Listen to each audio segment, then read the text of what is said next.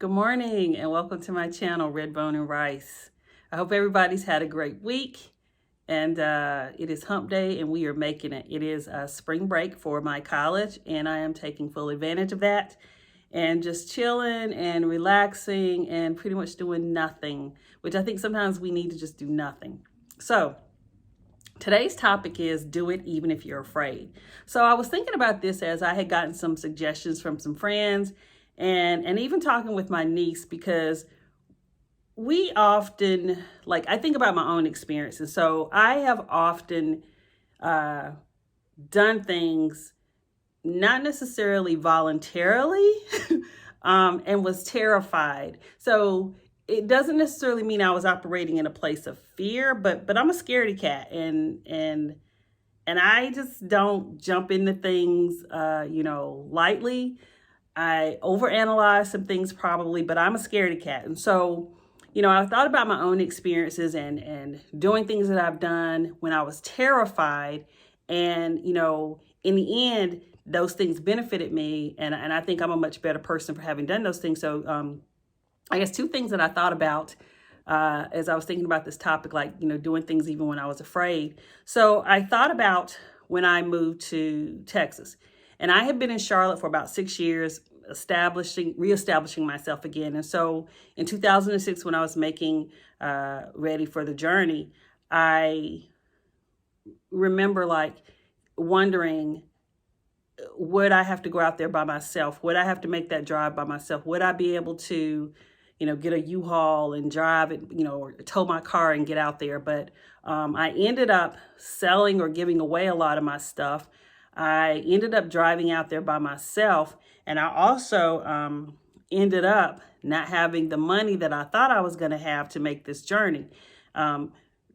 Needless to say, I knew that I was supposed to go because I knew that was the direction God was sending me, so I wasn't not going to go. And so I remember one of my friends, I think I stopped maybe twice on that trip. And one of my friends would wire me money to Western Union at Walmart, and I would go get the money that evening, and then I'd get a hotel room. And I just felt like, gosh, surely you didn't mean for this journey to be this hard. Surely it was supposed to be a lot smoother. But just because God tells us to do something or gives us a directive, it doesn't mean that it's going to be without obstacles or hiccups along the way. And so I was terrified because I had left a place of comfort. Everything I had was paid for. I had a nice home. I was very comfortable. And so sometimes God has to shake us up because of that comfort, because we get too comfortable where we are.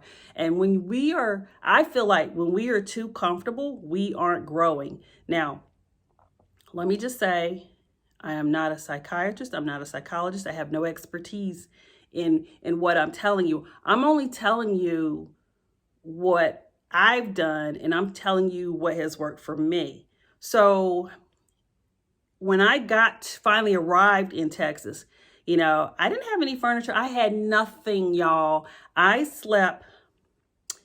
Okay, first of all, I moved into an apartment sight unseen. I had obtained the services of one of those apartment locator services. And I told them specifically what I was looking for in an apartment because I couldn't make another trip back out there after my interview. So they found me a very decent apartment, and it was a 1-bedroom. And I went there sight unseen. Thank God, again, it was a decent place. But I had given up everything. So I didn't have furniture. I didn't have a bed. My clothes, my things I had shipped via FedEx through one of my friends. Her husband worked at FedEx, and he was able to get me a significant discount on my shipping. So I had shipped my stuff ahead of me, or clothes.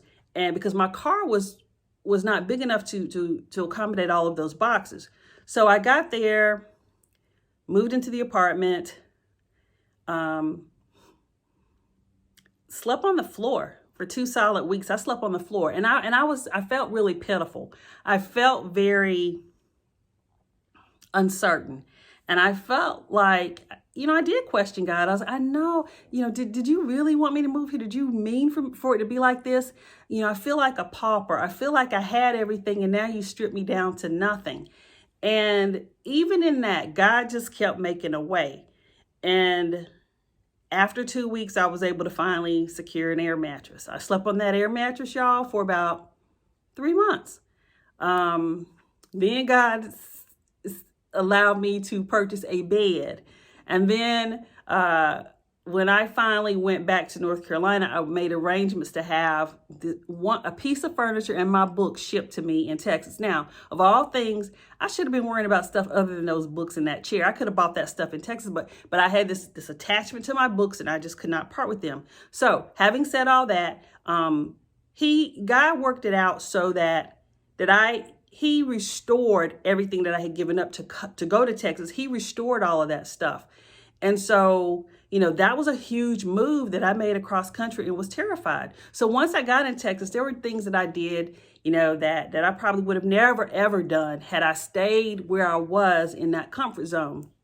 And one of those things was that the school that I worked at, a KIPP school, at that time, the KIPP school always arranged trips for students to go to different parts of the country. And so we were a middle school with grades 5 through 8. So our 5th graders always took a trip to Washington, D.C. Our 6th graders took a trip to Utah State Parks. Our 7th graders took a trip to the West Coast, and our 8th graders took a trip to the Northeast, and they would visit, college and university campuses. Now, as a librarian, I didn't really have an affiliation with a grade level, but I somehow was assigned with the 6th graders, which I loved. I loved my team and I loved the students that I worked with. Now, y'all, all I thought was Utah. Remember I said the 6th graders went on a trip to Utah. I didn't know what that entailed, and I certainly didn't think they were really going to ask me to go. So I saw them making preparation for this trip.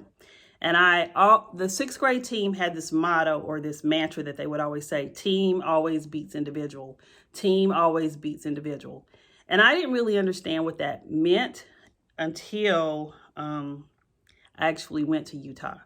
So the way that came about was they were prepping for this trip. And mind you, the students didn't have to pay for anything through donations of private donations. Students, the trip was fully funded for the students and for the faculty. And so, because I was making up a bunch of excuses as to why I wouldn't be able to do this. I didn't have camping equipment. I had never camped before. And so one of my coworkers came to me on my 6th grade team.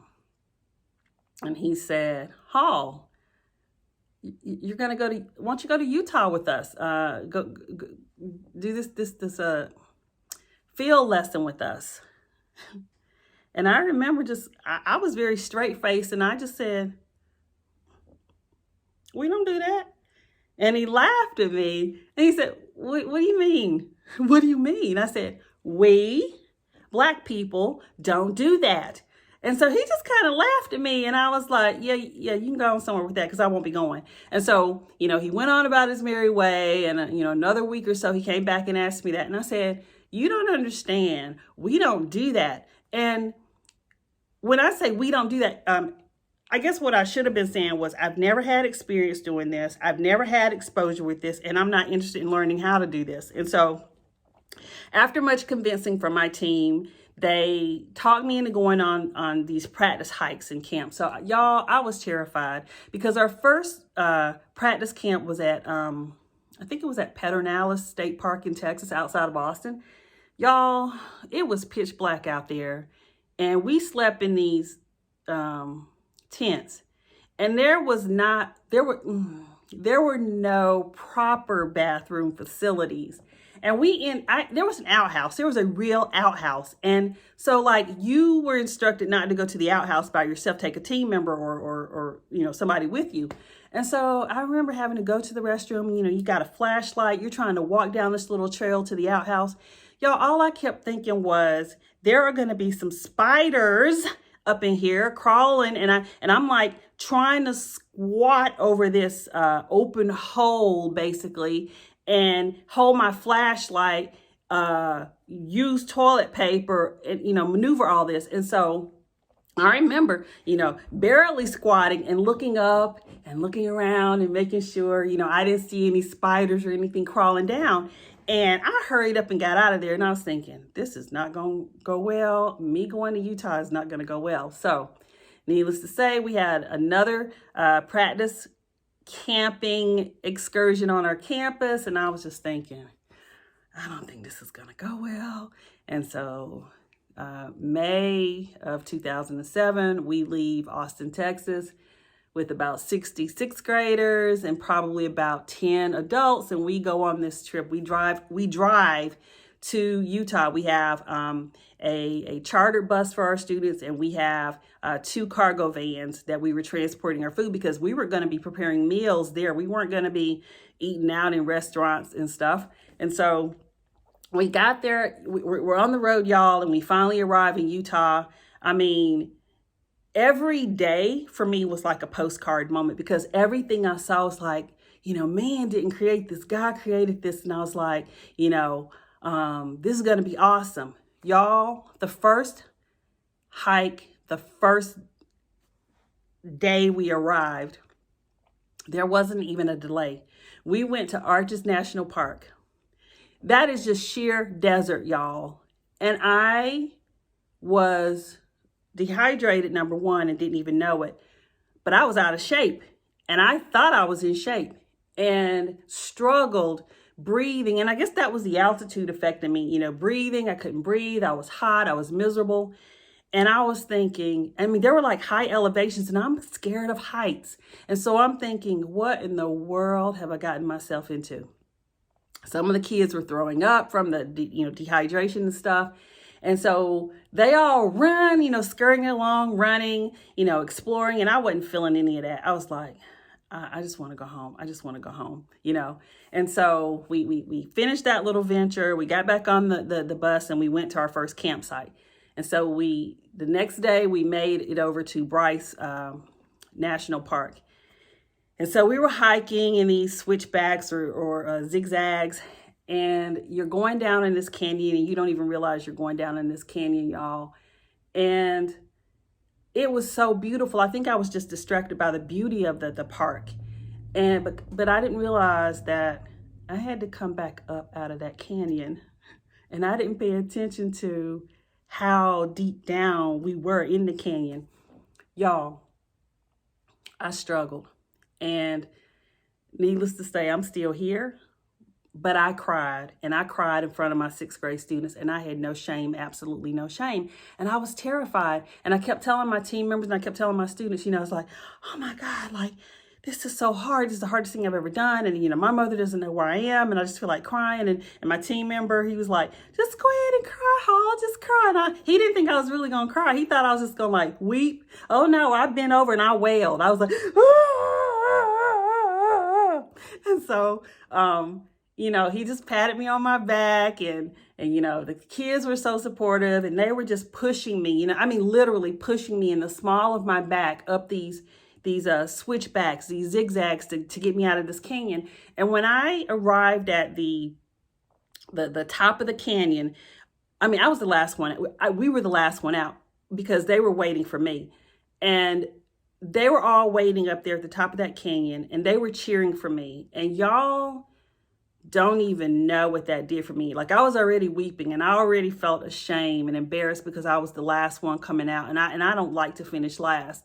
And my students were up there cheering for me and they were saying, Miss Hall, you're almost here. Miss Hall, you can do it. Miss Hall, you got this. And that just made me cry even harder. And so when I got to the top of, y'all, it makes me kind of weepy now because it was a growth opportunity. And so those kids just embraced me so much. And I think back, what if I had not gone? What if I had been afraid to do that? And I would have never experienced such an amazing opportunity by staying in my comfort zone. So I had to get out of my comfort zone to try this. And I have no regrets whatsoever about going to Utah, about experiencing camping and hiking. Y'all, I did stuff for the first time that I had never done before. I rode a horse for the first time. I zip lined for the first time. I did whitewater rafting for the first time. I did paintball for the first time. And I know if I had stayed in that comfort zone, I would have never tried those things. I know that it was something I had to do. So even though I thought God was sending me to Texas just for a job, he really sent me there to get out of my comfort zone and stop being afraid. And even if I was afraid, just do it even if I'm afraid. So I'm sorry, but I just want to encourage you today that if you are in a comfort zone, or if you're in a place of complacency or a place of stuck, I just want to encourage you to step out. If you take 5 steps, God will take 10 with you. And just be brave enough to step out and to try it. So thank you for listening to me this week. I hope this message resonates with someone. And do it, whatever it is this week, even if you're afraid.